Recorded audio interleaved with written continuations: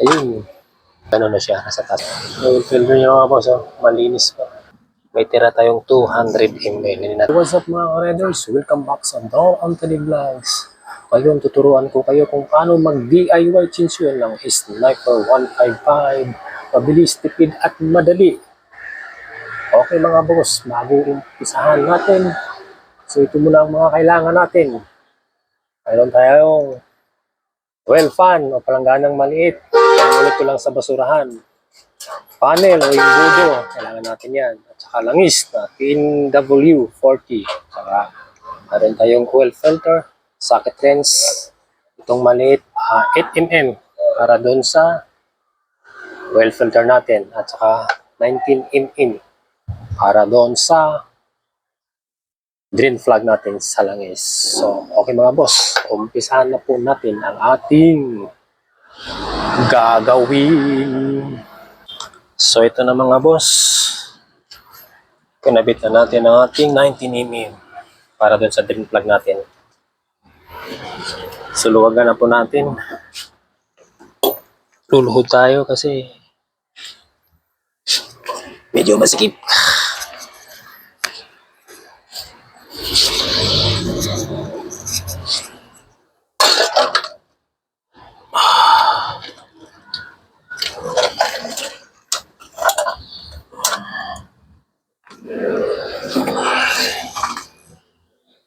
Konting pukpok lang. Yun. Ikot. Yun. Tapos tanggal na, maluwag na. So pagkaliwa yung tanggal natin, pagkanan yung kahigpit.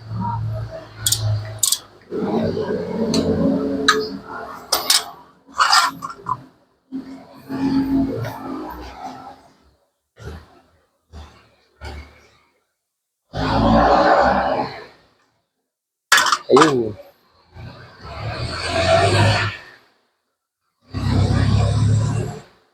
Pero masyado maitim yung langis natin. Pero okay lang. Every 4 months kasi ako nag-chinsuel mga boss.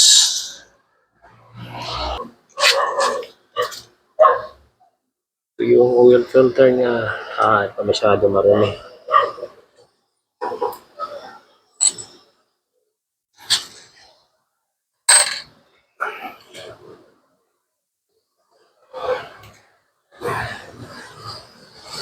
Oil filter niya mga boss, malinis pa.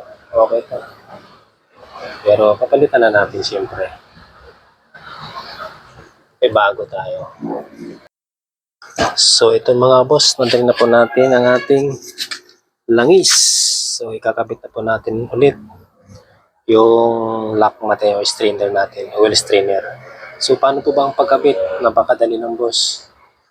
Dapat ito ay dito. Maybe mali pala, sorry. Ito. Yung rubber nasa taas. Ang walang rubber nasa ilalim. So ganyan na siya mga boss. Ganyan po siya ang pagkabit. Huwag kayong magkamali. Kung mabalik ta rin mo, naman talaga siya papasok.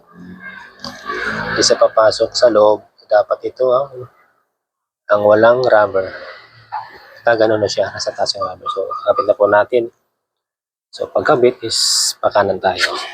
Let's go!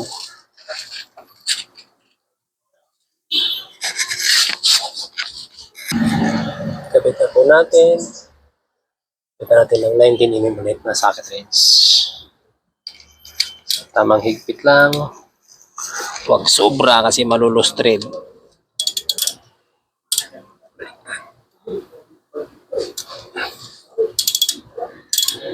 Ayun. Okay. Danan tayo.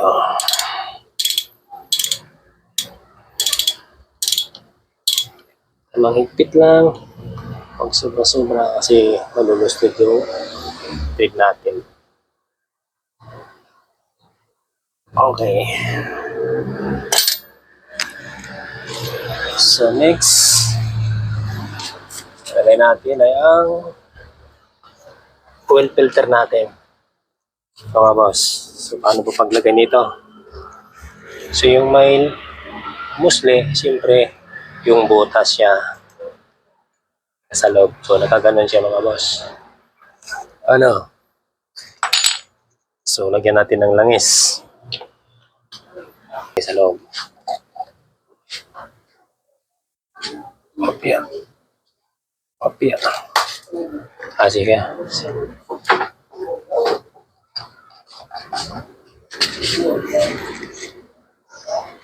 Kopya. Ito ko siya pa. Ayun. Siyempre, naging sa ilalim siya.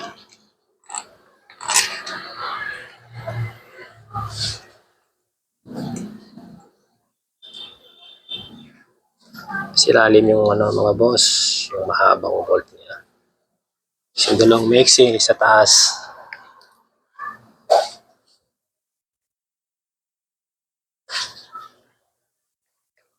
Yan.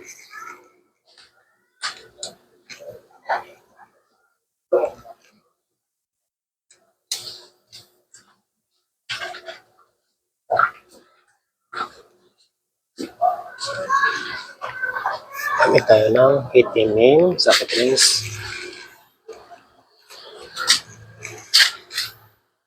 So, bago natin lipitan mga boss is i-align po muna natin. Ipantay natin siya sa case niya bago natin lipitan. Kasi pag hinipitan mo hanggang dyan, lipantay yan. Baka pwede pang mag-cause ng leak ng langis mo dyan.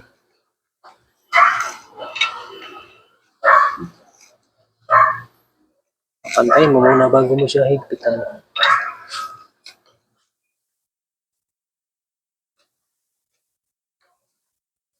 Tamang higpit lang din mga boss, mag sobra-sobra.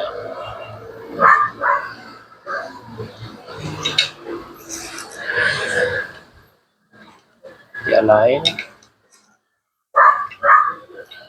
Align natin, boss. Wala tayong leak.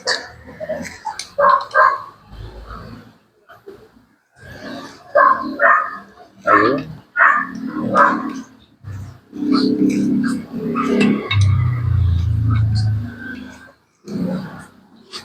Ayun. Tamang higpit lang.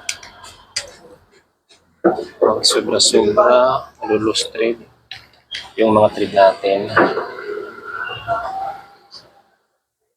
May o-ring naman yan. Okay. Okay, mga boss. Okay na yan. Ngayon, ilalagay na natin yung ating langis. Gamit tayo ng funnel o imbudo.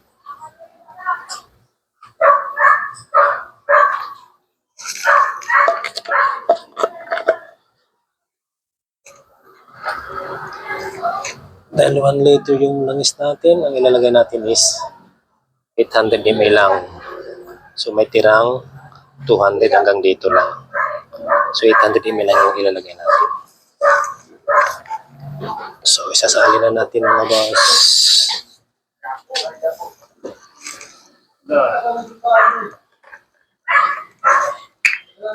Let's go. Okay na mga boss. May tira tayong 200 ml. Hindi natin inubos yung 1,000 ml. Kasi 1 litro ito. So 800 ml lang yung required dun sa makina natin. Okay. Lagyan natin yung dipstick natin. Then ititesting natin.